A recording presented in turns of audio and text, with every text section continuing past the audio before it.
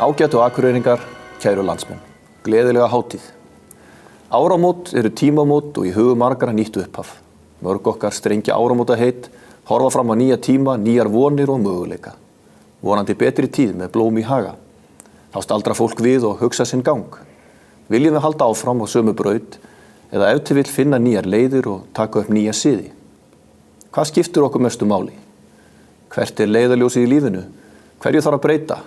Hvers skal stefnt? Það var trúlega í slíkum hugreiningum sem að ástmögur þjóðarinnar, Jónas Hallgrímsson, settist niður í herbergi sínu í Kaupmannahöfn í byrjun árs 1845 og orti sonnettu sem að hefst með þessum orðum. Svo rís aldir, árið hvurt sig, eilíðar lítið blóm í skini hreinu.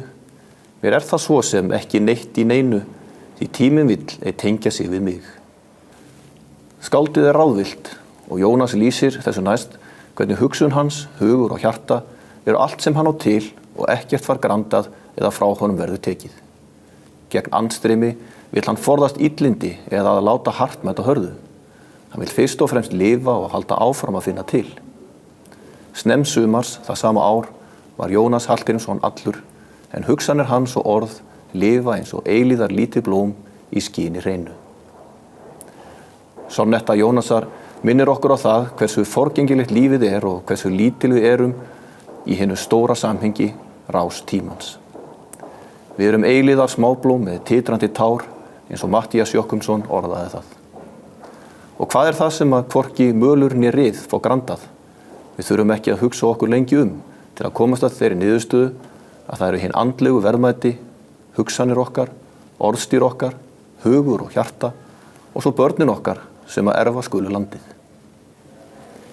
Í samanburði við önnur börn þessa heims eru börnin sem að erfa skulu Akureyri öfundsverð. Þau búa almennt við gott atlæti, þau njóta fyrstaflokks menntunar, öryggis og friðar. Það ber að þakka. Og ekki verður annars séð en að framtíð þeirra sé björt hér í bænum okkar við pollinn.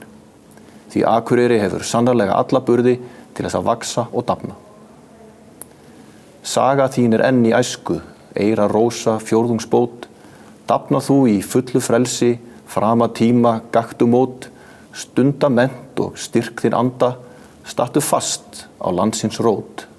Orti Matthías Jochumsson, fyrsti heiðursborgari Akureyrar. En að ýmsu þarf að huga og betur má ef duga skal. Bærinn miðstöð þjónustu á Norðurlandi og kannski landsbyggðinni allri. Að einhverju leyti þróun þéttbýlis á Akureyri óhjákvæmileg, en augljóslega þarf þó að stýra þeirri þróun svo vel fari. Atorkusamir, dugmiklir og áhugasamir einstaklingar þurfa að leggja þar gjörva hönd á plóg, svo hraða megi þróuninni og beina í réttan farveg. Á meðan glímt við fólksfækkun í ýmsum dreifðari byggðum landsins, styrkist byggðin hér smá saman. Sveitarstjórnir á svæðinu þurfa samt að taka höndum saman, leggjast á eitt og sameina krafta sína til þess að efla byggð á Eyjafjarðarsvæðinu. Það þýðir ekki að stinga höfðin í sandinn. Til þess að auka slagkraft íbúa Eyjafjarðar þarf að sameina þá alla undir einum hatti. Byggja upp enn blómlegri, vorandi bráðum, 30.000 manna byggð sem hefur vigt og nokkurn þunga í hinu stóra samhengi. Það þurfa til dæmis allir Eyfirðingar að standa þétt að baki enn frekari uppbyggingu alþjóðlegs flugvallar á Akureyri sem áfram þjónar sem að öflugur varaflugvöllur fyrir Keflavíkurflugvöll. En auðvitað sannaði Akureyrarflugvöllur mikilvægi sitt með miklum ágætum í Eyjafjallagosinu vorið 2010.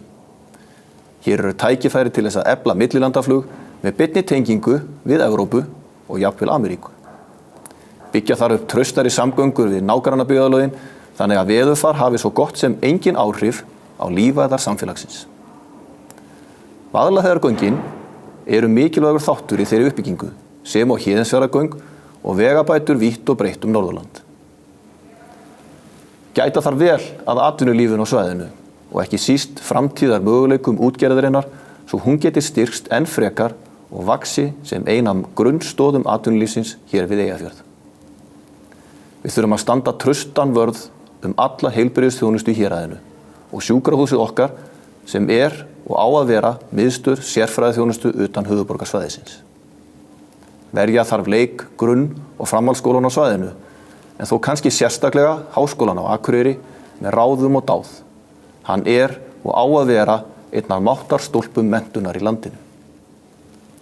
Við þurfum að standa vörð framtíð Íslands en einnig framtíð barnanna sem að erfa skulu bæinn. Senn þessu kjörtímabili lokið. Sveitarstjórnarkosningar verða í vor og ég hvet kjósendur til að nota lýðræðislegan rétt sinn til að ráða því hvaða fólk stýrir sveitarfélögum landsins næstu 4 árin. Það eins og gerst hafi í gær, en þó eru brátt 4 ár síðan ég fluttist aftur til Akureyrar til þess að taka við starfi bæjarstjóra. Móttökurnar sem að ég hef fengið hafa undantekningarlaust verið mjög jákvæðar.